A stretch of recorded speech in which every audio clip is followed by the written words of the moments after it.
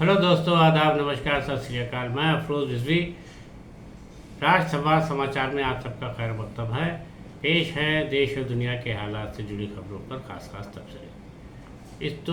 इस वक्त सारी दुनिया की निगाहें ईरान, अमेरिका और इसराइल की जंग को लेकर के लगी हुई हैं कि जिस तरीके से पिछले दिनों अचानक अमेरिका ने, इसराइल ने मिल करके ईरान पर हमला किया था 28 फरवरी को।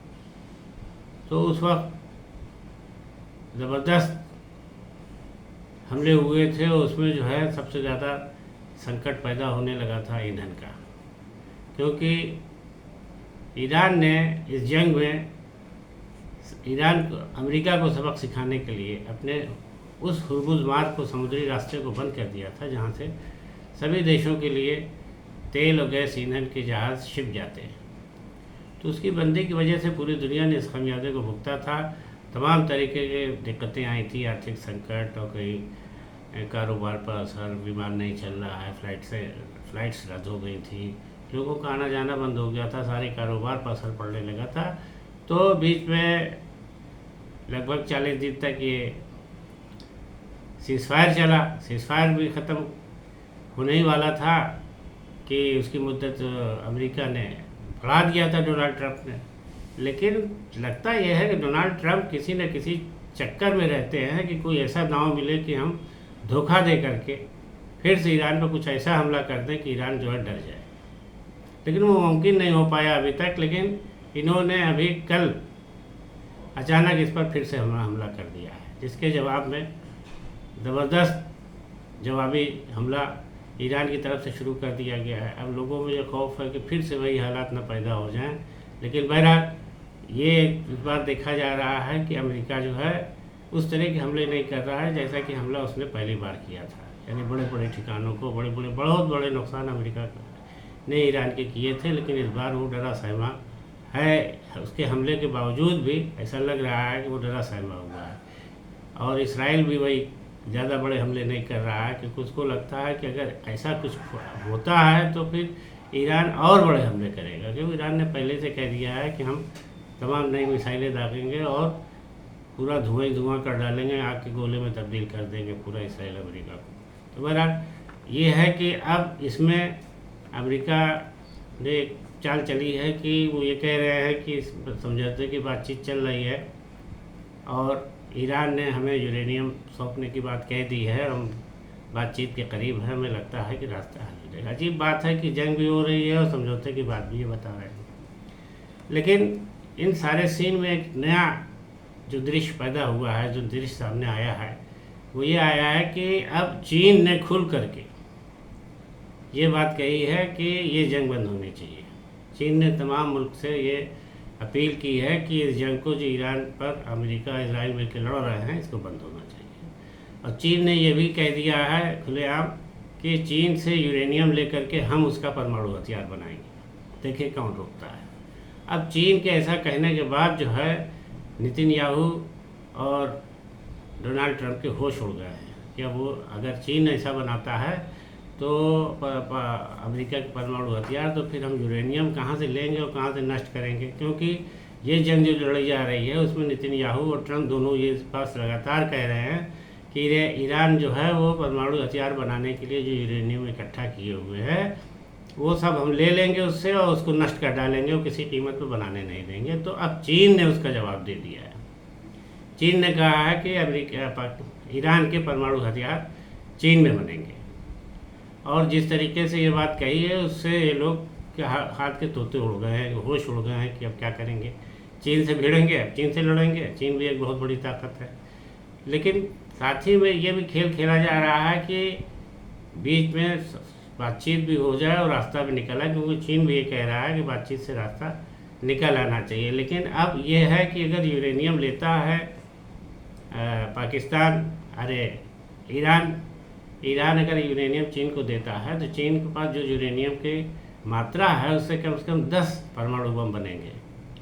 अब 10 परमाणु बम बनेंगे तो इसको सुनने के बाद तो कहीं भी अमेरिका और वो इसराइल नहीं टिक पाएगा कि ये तो हम इनको परमाणु बम बनाने ही को नहीं कह रहे हैं और ये चीन बनाएगा। बहरहाल अब ले दे के ये है कि चीन जो है अमेरिका और इसराइल के गले की हड्डी बन रहा है। अब सवाल ये उठता है कि क्या ये चीन को कैसे जवाब देंगे और चीन से कैसे निपटेंगे कि ऐसा ना करो। लेकिन बहरहाल युद्ध जारी है और ईरान जो है लगातार जवाबी हमले कर रहा है और वहाँ के राष्ट्रपति पेजिशकियान ने मसूद पेजिशकियान ने भी ये बात कह दी है कि हम कहीं भी परमाणु हथियार नहीं बना रहे हैं, हम पर झूठा बेबुनियाद अफवाह फैला करके ये हमला किया जा रहा है। लेकिन बहरहाल अब अगर चीन ले लेता है तो दूसरा ही कुछ मंजर होगा। अब देखिए क्या होता है आगे चल के। बहरहाल इसके अलावा एक बैरूत से जारी एक खबर के मुताबिक इसराइल ने गाज़ा और लेबनान पर अपने वहशियाना हमलों को जारी रखा है, जिसमें कम से कम 18 लोग मारे गए हैं और 15 लोग घायल हो गए। लेकिन पिछले 24 घंटों के अंदर इस कार्रवाई में 34 लोगों के मारे जाने की इत्तला है। बताया गया खबर एजेंसी के मुताबिक इसराइल के प्रधानमंत्री नेतन्याहू ने कहा है कि हम इसी तरीके से हमलों को जारी रखेंगे, क्योंकि हम जब तक हिजबुल्लाह को सबक नहीं सिखा लेते, उसका खात्मा नहीं कर लेते, तब तक हम इसी तरीके से फ़िलिस्तीनियों पर और गाज़ा में हमला करते रहेंगे। बहरहाल वहाँ के हालात बड़े ख़राब हैं, लोगों की बड़ी बुरी हालत है। अगर इसराइल ने हमले नहीं रोके तो बड़े बुरे दिन आ जाएंगे। और इस बार भीषण गर्मी पड़ने से न सिर्फ भारत के ही अंदर तेलंगाना में 16 लोग लू से मर गए थे और तमाम जगह पशु पक्षी भी मरे हैं और तमाम लोग परेशान हैं इस भीषण गर्मी से। तो फ्रांस से भी खबर मिली है कि इस बार वहाँ पर गर्मी के सारे रिकॉर्ड टूट गए।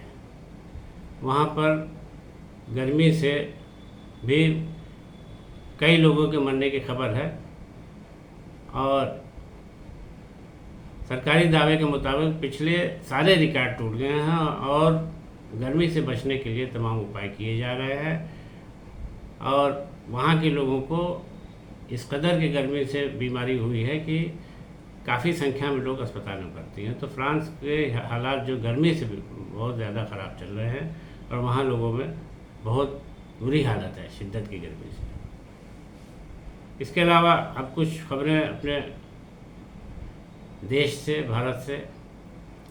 केंद्र सरकार ने पड़ोसी देशों से घुसपैठ को रोकने के लिए, यानी उस पर कारगर नियंत्रण के लिए काफ़ी पहले से ये ऐलान करती आई है कि हम इसके लिए एक कमेटी बनाएंगे और इस तरह की इसकी जांच कराएंगे कि कैसे घुसपैठ हो रही है पड़ोसी देशों से। तो पड़ोसी देशों में पाकिस्तान और ये आपके बांग्लादेश और म्यांमार और यही सब है कि जहाँ से हमारे यहाँ बार बार शोर किया जाता है कि घुसपैठ हो रही है। बाकी यहाँ कोरवाई का सटे मुल्क तो यही है।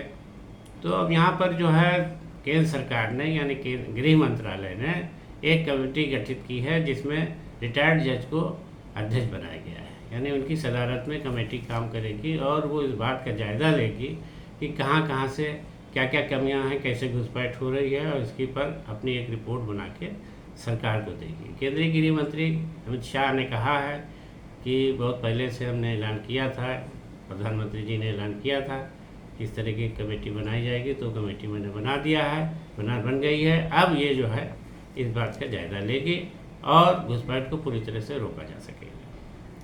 इसके अलावा भीषण गर्मी से बिजली की बेहतरीन व्यवस्था को लेकर उत्तर प्रदेश के जो हालात हैं, तो अब वहाँ यहाँ के चीफ मिनिस्टर योगी आदित्यनाथ ने काफ़ी सख्ती बरती है। बिजली विभाग और अपने मंत्रियों के साथ बैठक करके अभी 2 दिन पहले उन्होंने काफ़ी सख्ती से निर्देश दिए कि संकट से जैसे भी निपटा जाए, जल्द से जल्द लोगों को इससे राहत दिलाई जाए। इसी तरह से आज भी, कल भी मुख्यमंत्री ने बैठक की अधिकारियों के साथ और बिजली उत्पादन की वृद्धि का उनको जानकारी दी गई है कि उत्पादन बढ़ा है और चूँकि शटडाउन लेने से यानी जल्दी मशीन के गर्म होने की वजह से आग ना लगे इसलिए शटडाउन लिया जाता था, इसलिए बिजली संकट पैदा हो जाता था। लेकिन अब ऐसा कम होगा, इस पर मुख्यमंत्री को अवगत कराया गया। तो मुख्यमंत्री ने योगी आदित्यनाथ ने भी जनता से ये अपील की है कि भाई संकट में के समय में जनता का ये जिम्मेदारी है कि वो सरकार का साथ दे, तो आप लोग ज़्यादा एसी और पंखे ना चलाएं और फालतू लाइट ना जलाएं, यानी सजावट की कोई भी चीज़ ऐसी ना जलाएं जिससे बिला वजह बिजली ऊर्जा का खर्च हो।